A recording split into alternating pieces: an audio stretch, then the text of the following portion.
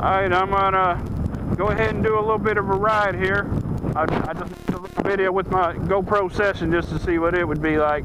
And now I'm gonna go ahead and ride down the road a little bit and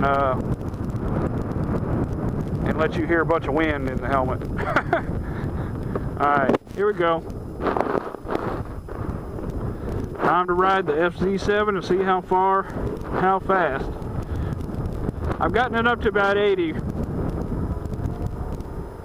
I need to kind of break it in. I'm going out in the country so I can get away from all the cars from the city and towns. That way I can get a little bit more speed up. There aren't as many cars out this way.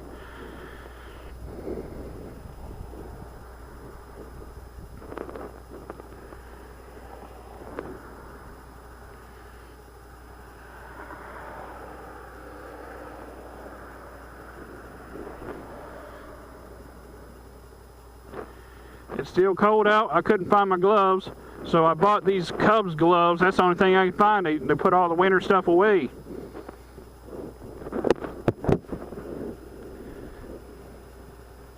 My visor's fogging up a little bit too because it's a little bit cold out.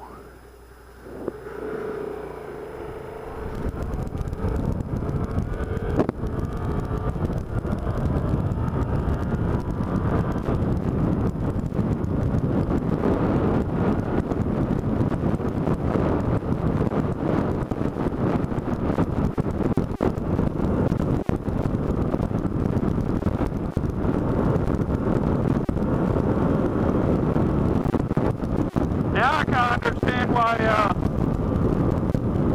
sport bike riders wear them suits, them outfits, because the wind blowing against you is pretty hard. I mean, I go fast. Sound like a little kid's voice changing. I've gone fast on my cruisers and some of my sport bikes before, but man, this thing don't have no wind resistance at all.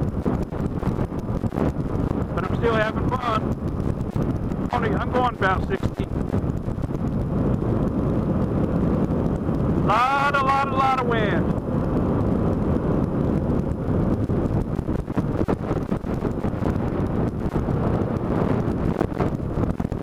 Oh shit. Blowing me sideways. This bike's so light. That's the bad thing about having a light bike. Hope it don't blow me up off the ground.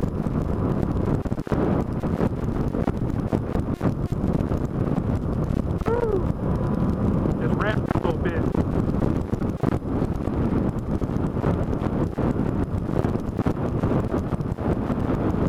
I'm gonna like this a lot better when it ain't so windy. Gotta watch out for potholes too. I don't want to go skidding on the ground already. Holy shit, the wind's strong today.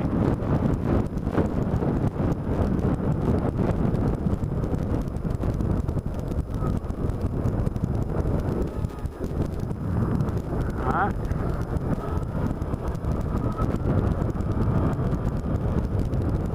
Let me try cruising a little bit and see what it's like to cruise back here. Well, I did need to break this thing in. Let me get it going.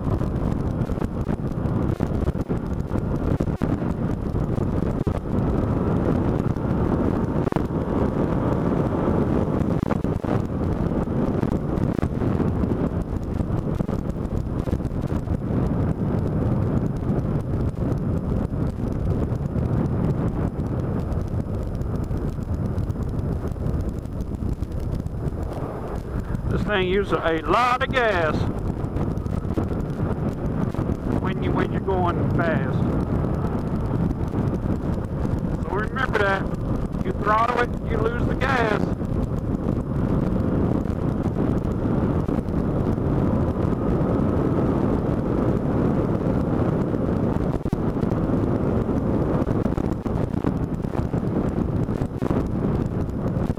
I'm sorry about all the wind, but nothing I can do about it. It's a windy day.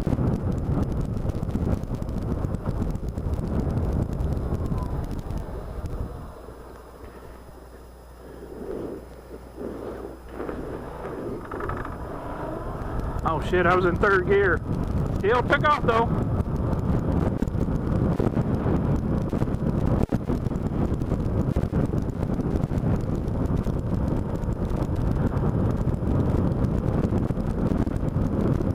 I haven't over-revved it yet.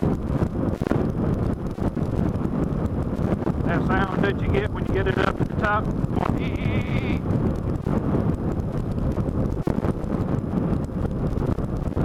Look at this little hill.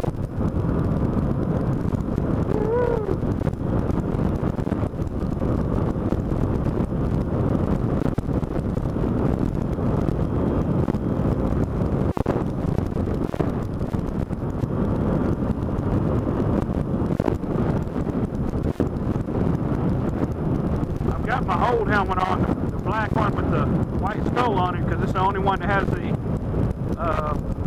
GoPro attachment on it. None of my other helmets have that on it. I don't really know if I want to put it on my black and white, my red, white, and blue helmet, my new one. Don't want that sticker crap on the top of it.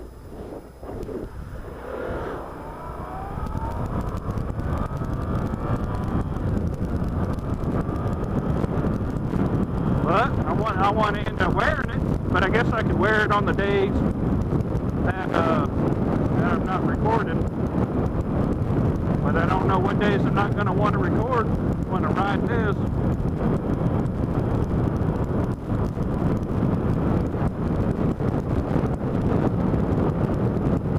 Well, at least the roads ain't wet and stuff out here, because in my driveway, the driveway was still iced up.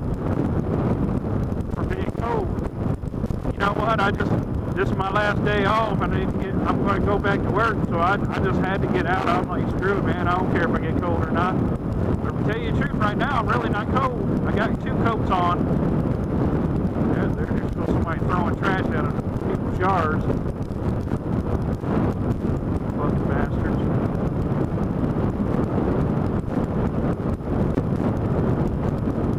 Yep, this pack is really, really quiet. And I don't plan on changing the muffler. I ain't going to have no cops mess with me. And I figure I'll be able to record better with the engine quieter the way it is. It makes enough noise, you can hear it. But it don't make enough noise where people can hear you coming down the road. I know that for sure. It's pretty quiet.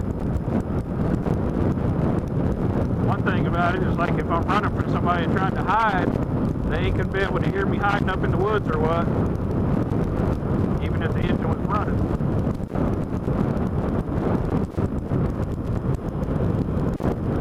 And yes, I have ran and hid in the woods before. Okay, might as well go ahead and tell the story. One time, I don't know if I told the story or not. I know I told the time where I went ride squidding with only just a pair of shorts on. I told that story not too long ago. Okay, so this story is going to be about, I was riding my motorcycle one time and my headlight went out. And the only thing I could think to do, because I didn't even have the bright didn't work either. So what I started doing was the turn signal to try to see. And every time it would flash, I could see the road.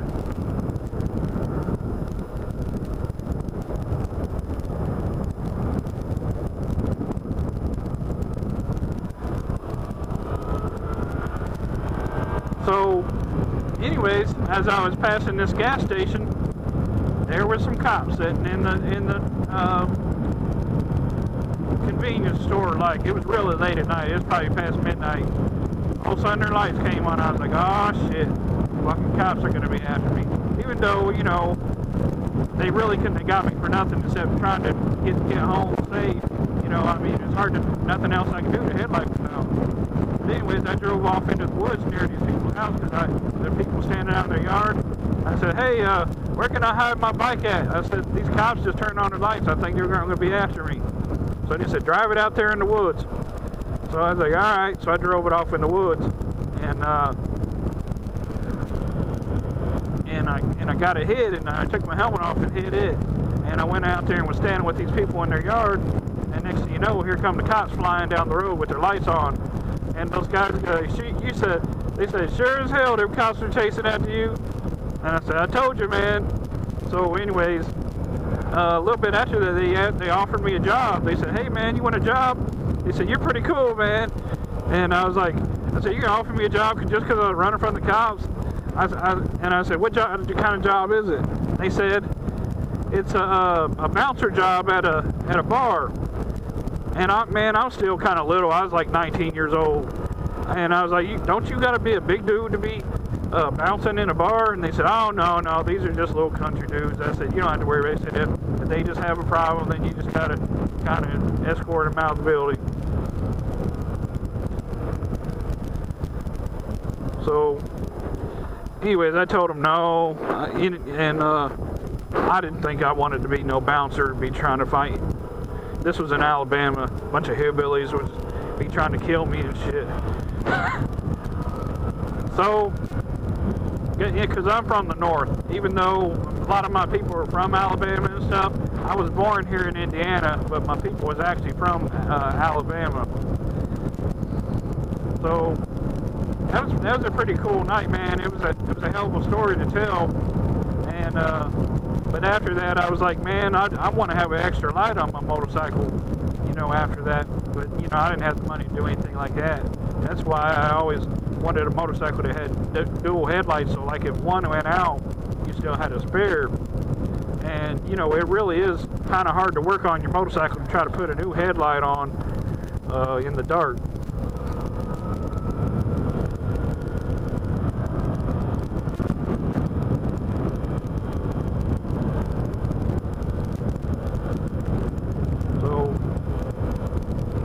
Yeah, anyways, my brother ended up stealing that bike, and he wrecked it, messed it up, and then I got on it later. I don't know how many times I told this story. So I got on the bike later, and I didn't know the front end was messed up. He had done enough damage to it to where I really didn't notice that it was bent, but after I got going like 60 miles an hour down the freeway, all of a sudden it kicked to the left and made me ram into a guardrail. And I went flipping down the road, tried to stop myself, put my arms out, broke both my collarbones, and my right arm broke in half. It wouldn't even move anymore. I had to take it with my left hand and kind of put it up against me so I wouldn't go in convulsions. And I cut one of my fingers off the left hand, and the next finger from it was broken.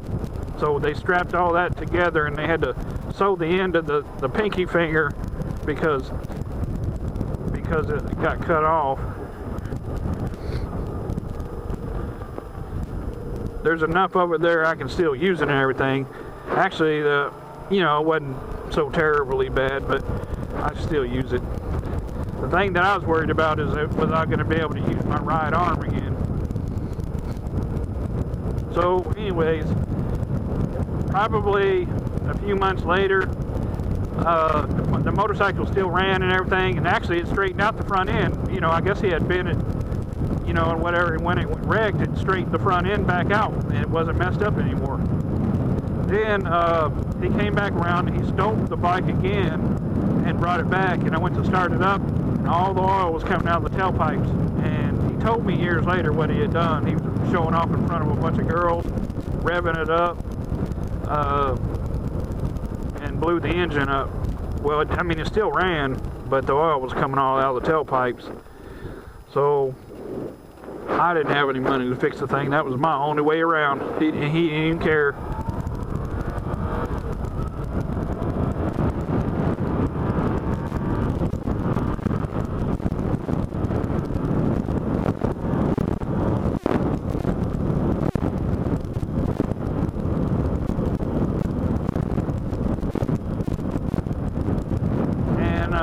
Actually, I think it was last year, he got disability because somebody ran into him with a pickup truck. So he applied for disability for a lifetime. Like he ain't never going to go back and work again. He still can, but he just didn't want to. So he made up a story that he was so messed up he can't work no more. So anyways, he was supposed to get a bunch of money back for all the stuff that he had done, and I told him I wanted him to pay for that motorcycle that he blew up. And And so he said he's going to buy me another motorcycle, and he didn't do it. He said he was going to. Yeah, I'll do it. Yeah, man, I'm gonna pay you back for it, because you ain't never gonna let me forget that. And what did he do? He went on a spending spree and spent all the money and did not pay me back for that motorcycle. That motorcycle, it wasn't even worth like $200 back then, but nowadays a motorcycle like that's like $5,000.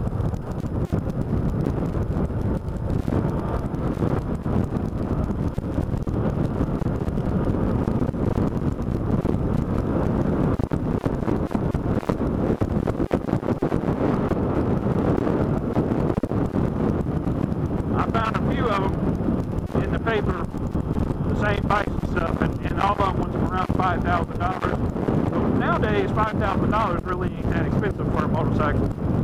This one right here, the little 700, it was like $7,000, and the bike that my brother blew up was a 750. It was a 750 Honda. Like I said, it was my only ride around. But luckily, my dad had his 900 Kawasaki, and he started letting me ride that. And the bike was a little bit tall for me, because I'm kind of a little shorter dude. I'm like 5'5", but I just stood on my tiptoes and stuff. But it got a little bit rough when I'd be standing on hills and things.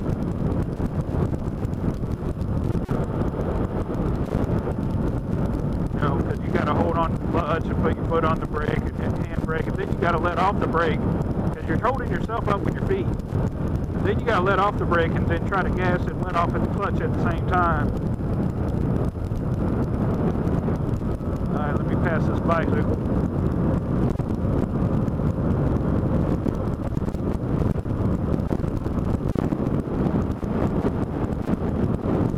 Yeah, I had a pretty rough time riding that 900. It had a lot of power. To tell you the truth, I think that 750 Honda of mine, and it had been poured out to 800. I actually think it was faster than the 900. But, you know, both of them bikes had a problem. Like, you get up so fast, you get up to like 80 or 90 mile an hour, and you get a little bit of wobble to it. But, man, you get up to like 120, and yeah, you're losing control. I mean, the front end starts shaking all around. Alright, this is usually where I do my little ending at. I'm going to pull up here in this church parking lot like I usually do, you know, when I drive my cruiser. And then when I let off on the gas on this thing, it always sounds like it shuts off on me, but it just gets quiet. Alright, so I'm going to stop here, and I'm going to turn this off. I think this is a long enough video. Let me go ahead and put it in neutral there. There we go. And I got it in neutral going down. Let me go ahead and do a walk around it while I'm out here. And I only kept the little bags there on the back. I didn't put the top back on it, the top bag. I'm only going to have that top bag on the back of it like that when I go on long trips or something. And I really doubt if I'm going to do it on this, the way the thing leans forwards. I wish I could figure out a way to bring that farther up. I'm wondering if they got like some kind of kit that could bring it farther up to me. I'm going to have to ask them, because I'm looking here, and it looks like, you know, because this thing's attached here, and there is a little more wiring there, so it could come up a little bit more, and maybe it could lift up a little bit higher there. You know, put there's some kind of little gap system in there. See if they got some kind of system for that. I'm gonna have to ask. But from what I see, you're gonna have to take that part off there. I don't know how you can do it without getting to. Okay, here's, you just unhook those two and that would come up. That's how it would do it. You lift this visor up, getting a little bit foggy in there. So there we go with that. We'll go ahead and turn this video off. I think it's done enough. You don't want to make the videos too long. Headlights go on, front turn signals stay on. Let me see if the tail light, they don't usually stay on, no. But the tail light is on, but I mean the tail turn signals ain't. Okay. Everything looks like it's still on there. Alrighty then. Till my next video.